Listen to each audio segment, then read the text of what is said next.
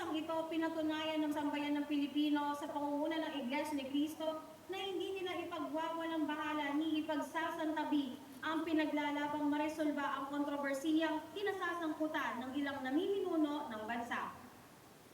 Samantala kahapon, sa unang araw ng isinagawang Rally for Transparency and a Better Democracy na pinangunahan ng Iglesia ni Cristo, ay pinakita rin ng mga mamamayan dumalo ang pagiging disiplinado at responsable sa pamamagitan ng pagsilop ng at siyempre sa milyon-milyon mga kapatid, kababayan at overseas Filipino workers na nakasubaybay sa ating special coverage.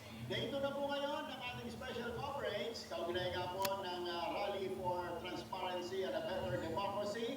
At tungo tayo sa ating traffic situation dito po sa bisinidad ng rally site. Dito yan sa pagbigat ng daloy ng trapiko kanina. Sa Quezon Bridge, nakaraniwan po ang tawag ng iba ay Quiapo Bridge. Nagsimula ang bahagyang pagbigat ng trapiko, pero gumagalaw naman po at tuloy-tuloy ang agos ng mga bihikulo. Nadaanan din namin ang maayos na parada ng mga grandstand. Mula po dito sa kaninang grandstand, let's